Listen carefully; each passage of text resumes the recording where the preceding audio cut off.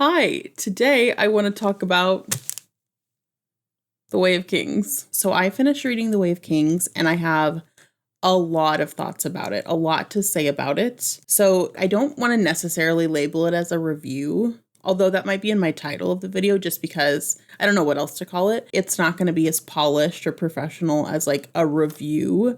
It's just going to be kind of a discussion about my thoughts on the book and what did and didn't work for me. So Way of Kings is a very popular book. It's very well loved. And when I read it and I didn't really love it, I felt like I couldn't figure out why. Like I really wanted to like it so bad that I really wanted to deep dive and analyze what it was about the book I didn't like so I could explain to myself why it's okay to not like things that seemingly everybody else likes. So that's kind of what this video is going to be.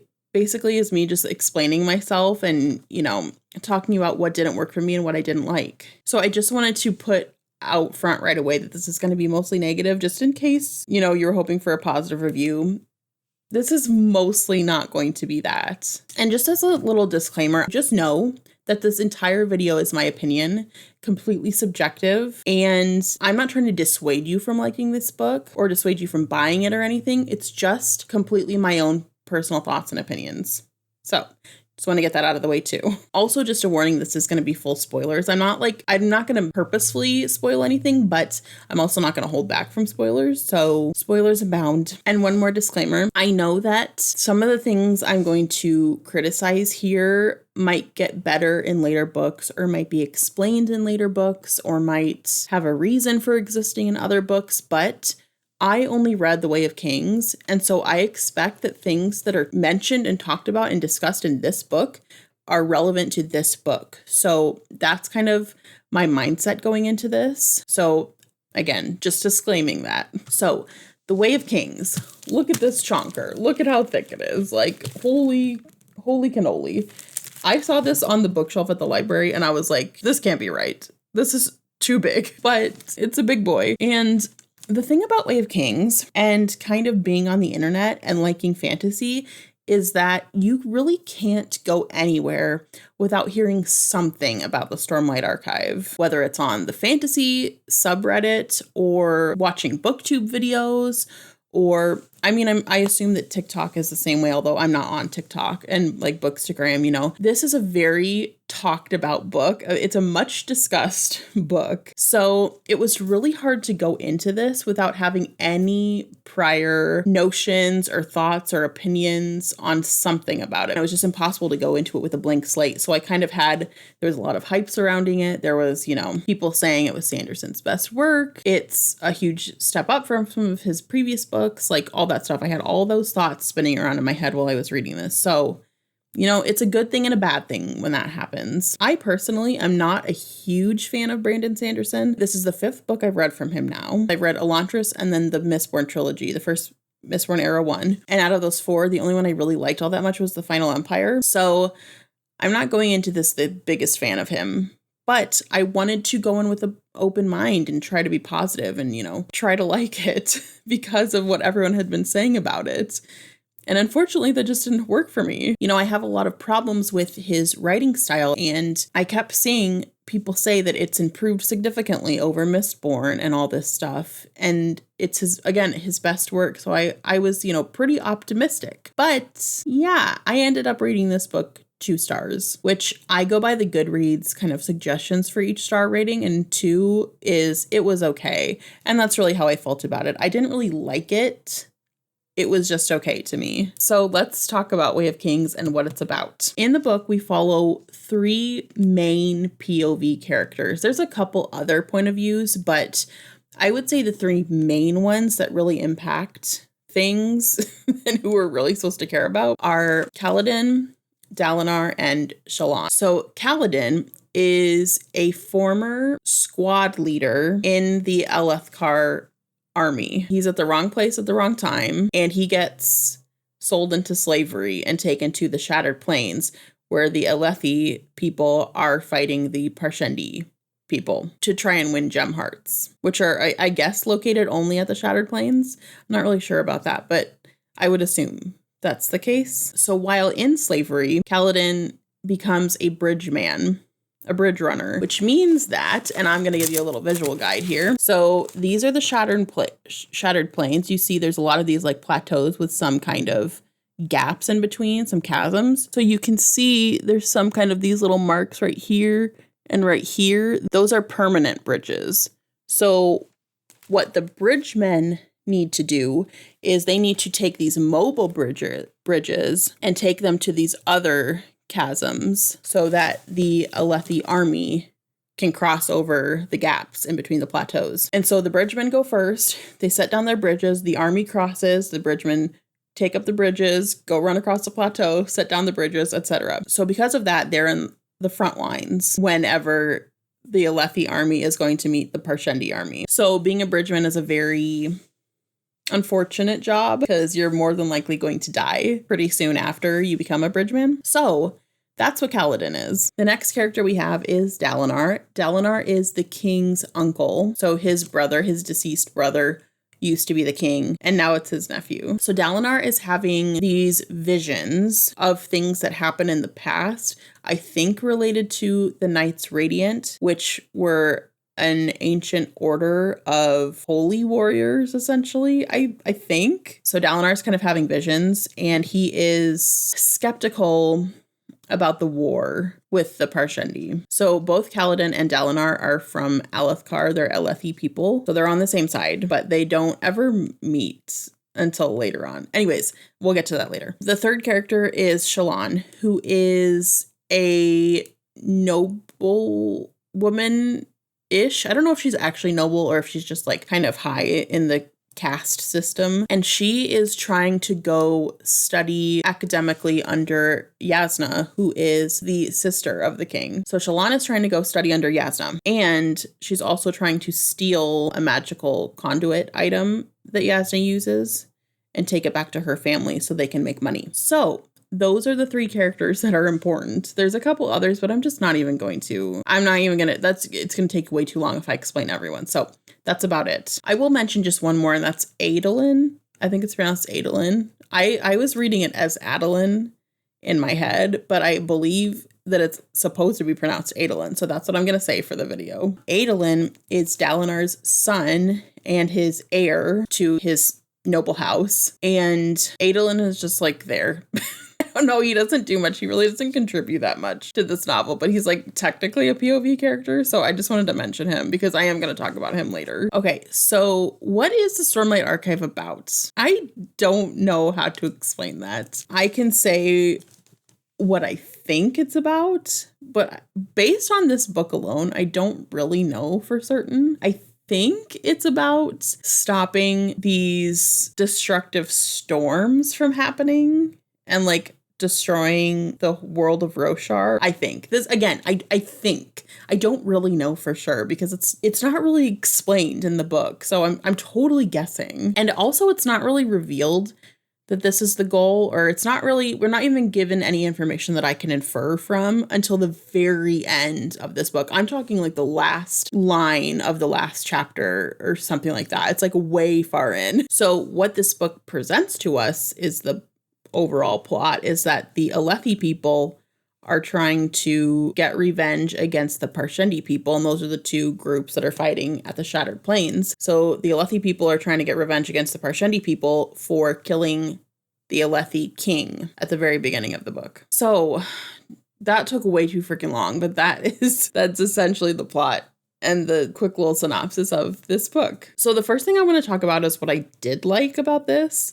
And this is going to be kind of a brief section, but I want to be fair and talk about this. What I did really like were the first like 50 and the last 50 or so pages. The first little chunk and the last little chunk of this book were kind of good because that was the most plot we got out of the whole 1,000-page book. It also had like the most world building, the most relevant world building, and the most relevant lore explained also. So I liked those sections of the book. I also just generally really like what Brandon Sanderson is trying to do here and the story, the foundational story he has going on. I think it's really interesting And I think he has some really good and really cool ideas. So I really loved the ideas, but I really disliked the execution of the storytelling. So let's talk about it. I'm going to split this up into just sections and explain my thoughts on each overall section. So first,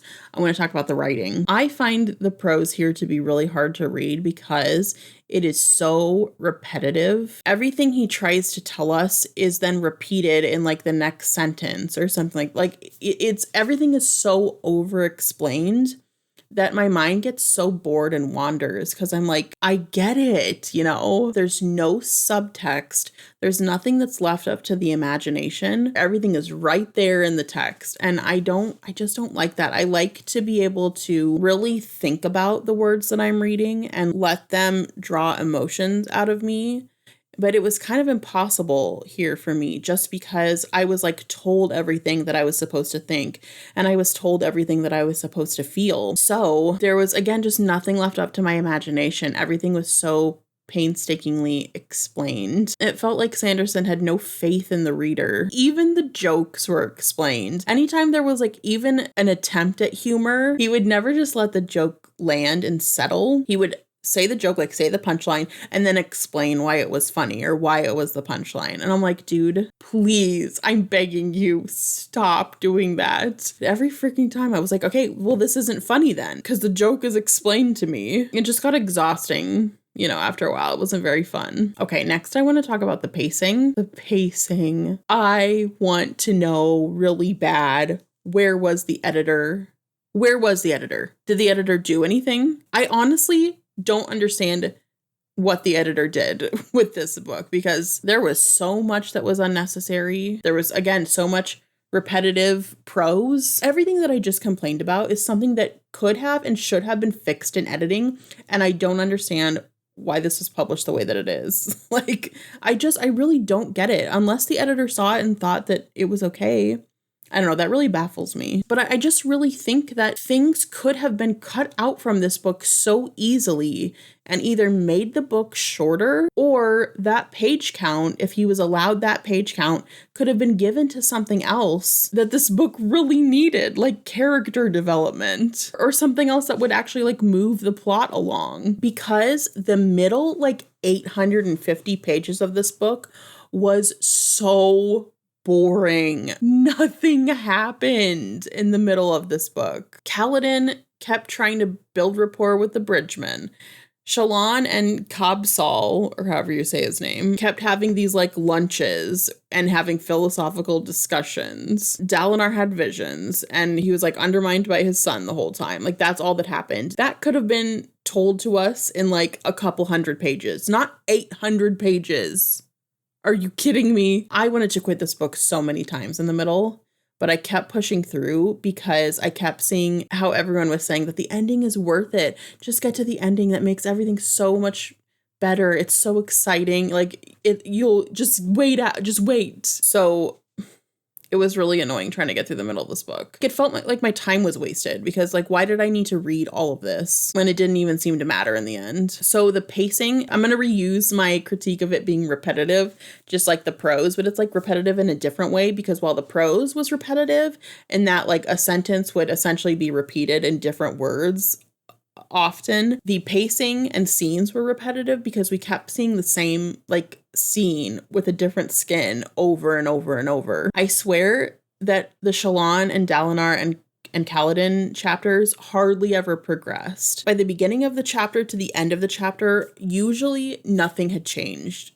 So I don't know why those chapters were included. There just wasn't a lot happening. And I swear, I don't know why he does this, but it always feels to me like even from all 5 books that I've read of Sanderson's, it feels like he does this thing where he really wants to save all of his like reveals and revelations on whatever, the plot, the world building, whatever. He wants to save all this stuff till the very end. And I don't know why. If it's just because he wants to make his ending more exciting or he wants to keep us in mystery and in the dark the whole time until the end. I don't know, but he like doesn't reveal any important, relevant world building information or anything like that until like the very end of the book. Like, for example, in this book, we don't know anything about Kaladin's power until like the end of the book. We don't know anything about why Dalinar's visions are important until the very end of the book. I'm talking like the very end. We don't know why Shallan and Yasna's research is important until the very end of the book. I don't know why he does this, because all it does for the rest of the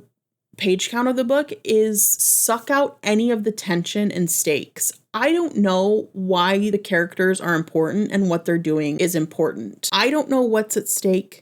The characters don't know what's at stake because no one knows anything that's going on. So the result is that I don't care about anything that's happening. I don't know what the characters are fighting towards. Again, they don't know what they're fighting towards. So nothing matters to me until the very, very end, which is like okay in some instances, but not in a 1,000-page book where I had to read 900 pages of not knowing a single damn thing that's going on. So that, combined with this like really predictable plot armor that he gives his characters, makes for a really boring and tension-less book. So I want to talk about this plot armor that I just mentioned. I feel like every single character in this book has this really incredibly predictable plot armor. I am never scared that any important characters that is, I'm never scared that they're going to die. I'm never scared going into any like battle scene or really high stakes scene. Well, not that there are stakes, but I'm just never worried going into any scene that any of the characters aren't going to make it out alive. I know they are because I know Brandon Sanderson gives his characters this plot armor that just lasts forever. Like until maybe the very end of the book, which again, it's like, okay, I only care at the end of the book then. I don't care in the middle of it. I wish he had better middles of his books so that I would care more about the plot. It would just make the pacing feel so much better too. So I talked about characters coming to conclusions or like having revelations or having things revealed at the end. And it feels like every time that happens, it's always like sort of some Deus Ex Machina kind of thing. The answers usually like kind of come out of nowhere. And I'm just like, you just included this so it would be cool. It doesn't really make sense though. It doesn't usually feel organic. It just feels convenient. Another side effect is that because we aren't given these reveals, like in this book, we don't know that Dalinar's visions are happening because the storms could destroy their world. So I don't have the proper context in the middle and beginning of the novel to understand why the things that the main characters are doing matter, if that makes sense. So again, this all just goes back to this style of storytelling that he has just really sucks the tension and stakes out of the book, and it's really frustrating to me. Okay, so finally in this section, I just want to talk about the ending real quick, because the ending was like kind of nothing. Like the climax of the book was kind of boring, honestly. It was like kind of cool, I guess, because we got to see finally Dalinar and Kaladin interact and how they're gonna fit together now, I guess, in the future. But the ending battle wasn't really that exciting to me, just because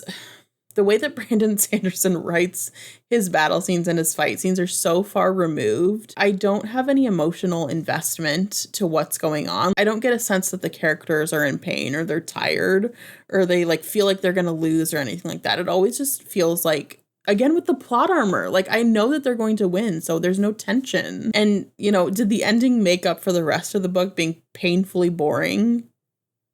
No, absolutely not. Okay, I'm going to move on to the magic system now, and this is going to be kind of a shorter section. So I just want to touch on the magic system because I kept seeing people in other reviews I was seeing and reading for Way of Kings. I kept seeing people really praise the magic system and say that it was so cool and all this stuff, and I just don't understand that because it was really simple in this book, and I don't know if it gets more complicated and complex. I assume, knowing Sanderson, that it probably does. But just from judging The Way of Kings, the magic system was like fine, I guess. It was like kind of boring, honestly, because it was so simple.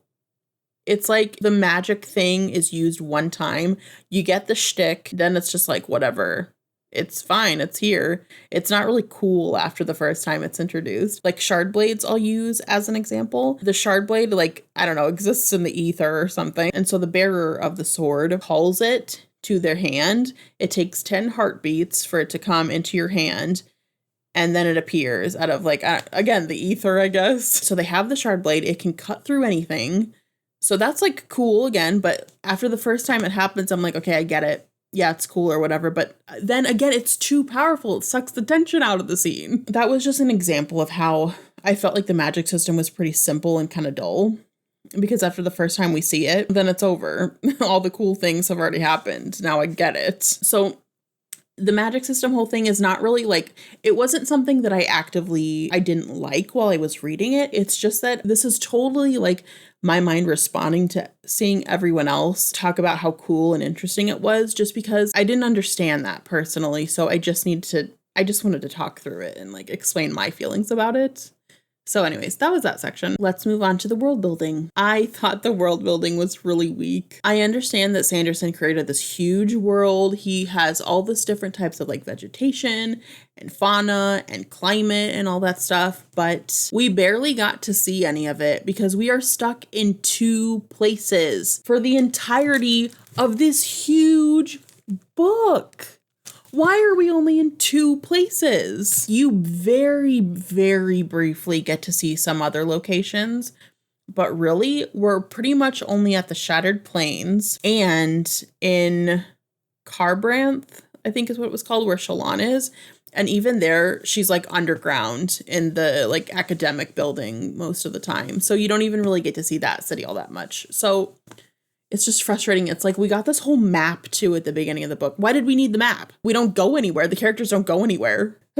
Anyways, I also just felt like the world building was really shallow. Like we're just fed this information about different aspects of different cultures and different nations, but it doesn't mean anything because it doesn't affect the story. We're told that the Shin people, or maybe it's just Seth or Sazeth, however the frick you say his name, I don't know. He keeps, in his little like short interludes, he keeps talking about how he reveres stone. So I don't know if it's just him or all of the Shin people, but they revere stone. Like you're not worthy to walk upon stone. But I don't understand why, for what reason, and why are we being told this? Why does it matter? It doesn't really affect his actions.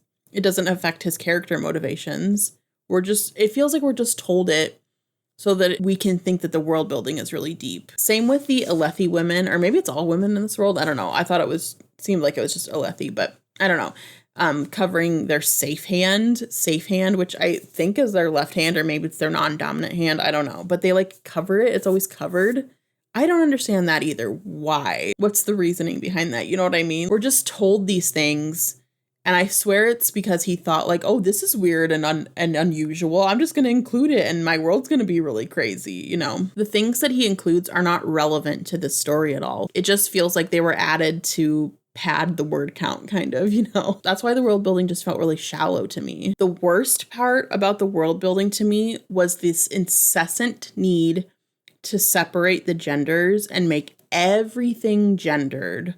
Oh my God, that got under my skin. For example, only women are allowed to read and write. Only men could do other things. The jobs and duties were gendered.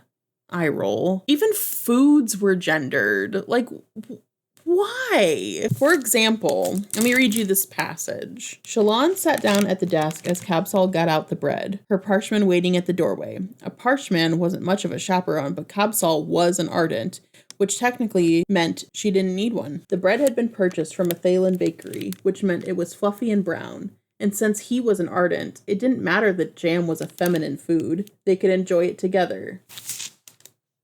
Jam is feminine? Why is jam feminine? Only women can eat jam? Are you freaking kidding me? Why? And then there was another line about how war is a masculine art.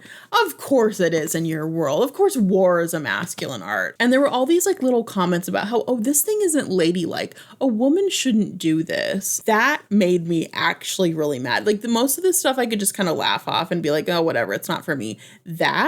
Those types of things, those gendered things, and saying what a man can and can't do and what a woman can and can't do really pissed me off. It really got under my skin. I just hate it. And I don't want to read a world where this is the norm. I don't want to be in this type of world. There's too much of that in the real world. I don't want to read a fantasy world that's like that too. Not to mention that the women in this story were only relegated to background and support roles. On the male side of that, the men in the story were pretty much only warriors. And if they weren't, then they were like considered weird. Like, for example, Renarin, who is Dalinar's other son, his younger son. He's not very strong. He's like kind of physically weak. And he's seen as weird by other people. And same with Kaladin's brother, Tien. He's like a little soft boy, you know? He doesn't really like to fight. And again, people think he's like treated as weird. It's such an archaic thing. It's really annoying to me. I hate reading about this kind of stuff. And I hate worlds where the genders are separated this way. And between this and Mistborn and Elantris, all the books that I've read from Brandon Sanderson up to this point, this seems to be a theme that he does in all of his stories. So it's not like it's even unique to the Stormlight Archive. It's just something that he includes, and I absolutely hate it. It makes me angry. So, anyways, that was a world building section. Let's move on. I would like to talk about the romance now. So this is something else I've noticed in like all of Brandon Sanderson's books thus far. He has this weird like sterilization of romance. He always seems to put a romance in his books, but there's never any like chemistry between the characters. There's never any like nice banter between them. There's never any flirting. It's just like in your face, we're together now. I like you, you like me. I don't know. They've all given me the ick a little bit, to be honest. I don't necessarily need overly like sexy stories. In fact, I usually don't like those. It's not really a preference of mine to read something that's overly sexual, but if it's going to be included in a story or if romance is going to be included, I want it to feel a little more natural to the human experience than it does in Mr. Sanderson's books. So the main romance in this book, which was like a pretty small part of it, but it was still prevalent enough that it got under my skin, is the romance between Dalinar and Navani, she is the former king's widow. She is Dalinar's brother's wife. And of course, Dalinar's brother, the former king, is deceased. So she's a widow. Anyways, they know each other. They've had history. Every time there was a scene with the two of them, Dalinar's inner thoughts was always, Stormfather, but she's beautiful. Oh, Stormfather, but she's beautiful. I'm not kidding. That exact phrase was repeated ad nauseum. It was really annoying. Also, Dalinar could not handle being alone in a room with Navani. He would not allow himself to ever be alone with her. This man is like probably in his, I'm guessing like 40s or 50s. Like he is a grown ass adult and he cannot handle being alone in a room with a woman who is not his wife. Are you kidding me? How old are you? He's always like, oh, the door's open. That's good. We can't be alone in a room with a closed door. There's a guard outside. That's good. That's our chaperone. My son is in the room. Oh, good. He's our chaperone. Like, how old are you? I don't understand. It feels like insulting, kind of. It's like, do these adults, is this really how adults in your world act? Why does everyone need a chaperone? You can't trust people to not act on their sexual urges. Actually, people in these books don't have sexual urges. What am I talking about? But again, it's just a little bit insulting and it was just really frustrating. So anyways, the romance in this book absolutely did not work for me. So next I want to really briefly talk about Parshmen because they're like these kind of catatonic race of slaves that exist in this world. And that's another thing that just kind of made me uncomfortable because I don't really trust Brandon Sanderson to talk about this slave race with any sort of nuance or anything like that. They kind of make me uncomfortable. And the revelations about them being the void bringers, which are the creatures that cause a lot of desolation and destruction. This is not the first time that he's had slaves in his book that I don't think have been handled and treated super well. I didn't really like the ska in Mistborn either. So because of that trilogy, this is why I don't trust that he's going to handle it well in the Stormlight Archive, but I could be proven wrong about that. I don't know. It's just another thing that really didn't like about the book. Okay, next I'm going to talk about the characters. Characters are 100% the most important part of a book to me. I'm not going to get anywhere in a book if I don't like at least one of the characters, if I don't sympathize with them, if I don't want to see them grow. And here, I did not care about any of the characters. I'm not kidding. I didn't care about any of them. I think out of all of the characters and the main characters, Kaladin was probably the one that I liked the most and I was the most interested in. He had the most interesting storyline to me. He was like the most underdog kind of. So I did like Kaladin the most. But even then, I wouldn't say that I love Kaladin because he doesn't grow in the story. There's no character growth for him. So my like never grew to love. Adolin, I really disliked. He felt completely unnecessary to the story. His character could have been taken out completely and it wouldn't have mattered. I feel like the only value he provided was that he was like skeptical of Dalinar's visions, and through his perspective, I feel like it was supposed to be argued that they weren't real, but Dalinar was also a POV character, so we as the reader could see that Dalinar's visions were real. So I don't understand what the purpose of Adolin was. On top of that, he really acted and felt like a typical like stuffy rich boy who's like super privileged. He didn't have any personality, so like I could have done without. Dalinar was pretty annoying to me and honestly like creepy. Like I'm kind of creeped out by him. Like I said before when I was complaining about him like having a freaking heart attack every time he was alone in a room with a woman who is not his wife. That is freaking creepy for a grown ass man to act like that. It gives me a pit in my stomach. And I could also with him see right through the author's intentions. Like Dalinar's supposed to be this noble, honorable person, but there's no like nuance to it. He's just like good, I guess. So he didn't really do anything heroic. He wasn't good in a heroic way. He was just like, I guess good, because the author told us. I could see right through to the author's intentions. So it killed any like goodwill I could have had towards Dalinar. Okay, Shallan. Shallan was also annoying, just like Dalinar, super annoying. And she was kind of an asshole. Sanderson kept trying to tell us that she was clever, but I was like, you're not clever. You're just rude. She just like twisted people's words around on them. It was really annoying. Like, I'm surprised she never got slapped because she was just like so out of line sometimes. Like, I don't know. She was really annoying. Yasna was kind of cool. Like, I actually kind of liked her. But with Yasna, there was like this weird storyline where she and Shallan went out into some of the rougher streets of Kharbranth and they like almost got assaulted by these criminals. And then afterwards, Shallan is like freaking out about it because Yasna killed the criminals. And she's like, you shouldn't have done that. You were asking for it. Excuse me? That really cemented to me that I hated Shallan. You've killed any goodwill that I could have felt towards Shallan. After that, no. I hate Shallan now. And the thing is that the text makes it pretty clear that we're supposed to agree with Shallan. Like, Yasna was asking for it. She's asking to get, killed and raped and whatnot. That really put a really bad taste in my mouth. I wish he would have just taken that part out of the book. Like, Jesus. So, on top of me really not liking a lot of the characters, I thought that the character POVs weren't really all that diverse either. As I mentioned before, the characters that we follow are really only in like two parts of the world, the Shattered Plains and Kharbranth. So it was just like annoying that we had all these characters, but we really didn't even get to see all that much of the world and the different cultures and all that stuff. And the main POV characters didn't even really ever connect with each other until like the very, very end of the book. And even then, only Dalinar and Kaladin really met. Shallan never meets the other main characters, and Dalinar and Kaladin and Adolin only meet at the very end of the book. So it all just felt really disconnected. And lastly, in the character section, I just have to talk about the dialogue because holy frick was the dialogue so bad. I don't like Brandon Sanderson's dialogue. I haven't liked it in any book I've read of his. I just think it's really unnatural. It's like no way a human would ever speak to each other. So that did not help anything. Okay, now after all that, we've come to the final point I want to hit on of this video, which is the freaking length of this book. This book is too long. Why is it so long? Again, I just want to say, where was the editor?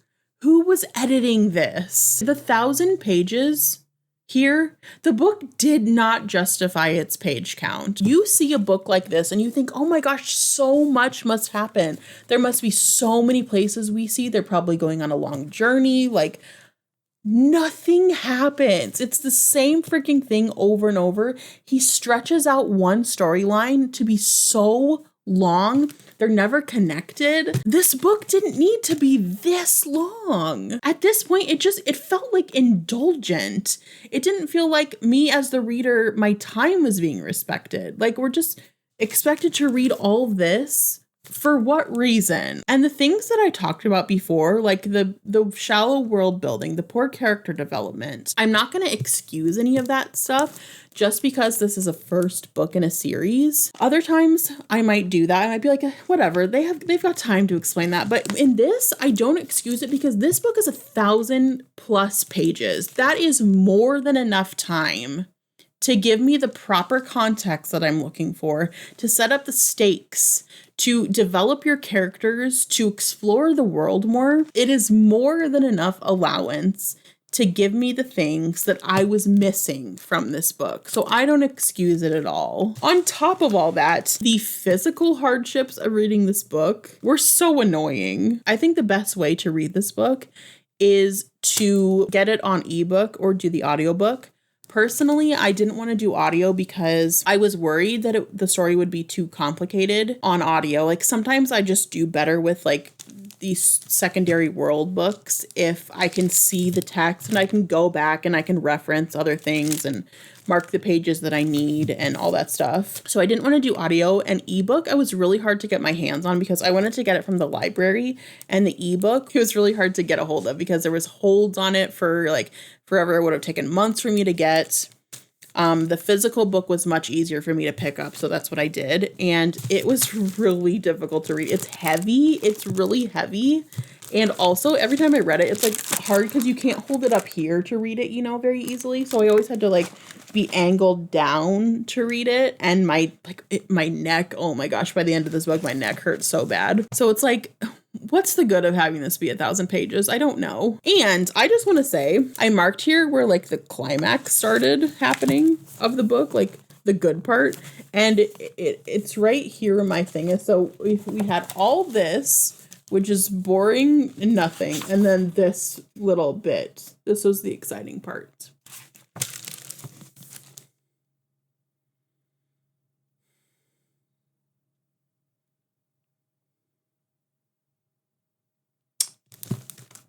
So, in conclusion, I really wanted to like this. I'm going to be honest. I really, really wanted to like it.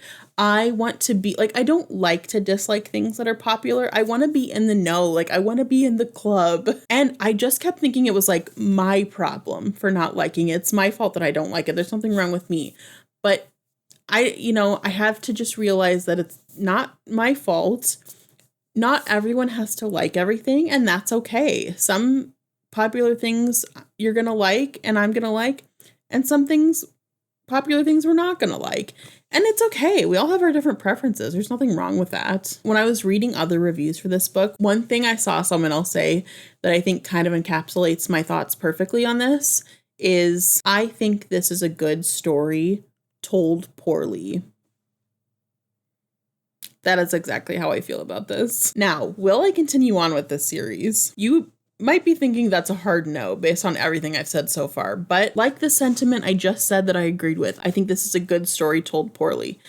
There's something about the plot that I just want to know what happens. Like, I really just want to know what happens. So I feel like this is going to be like a repressed trauma thing for me, where I am like in a few months or something like that, or like a year, I'm going to forget that I really disliked reading The Way of Kings as much as I did. And I'm going to pick up Words of Radiance and continue on. I don't know. I really don't know. I'm not sure. But for now, I have no plans to read Words of Radiance in the near future.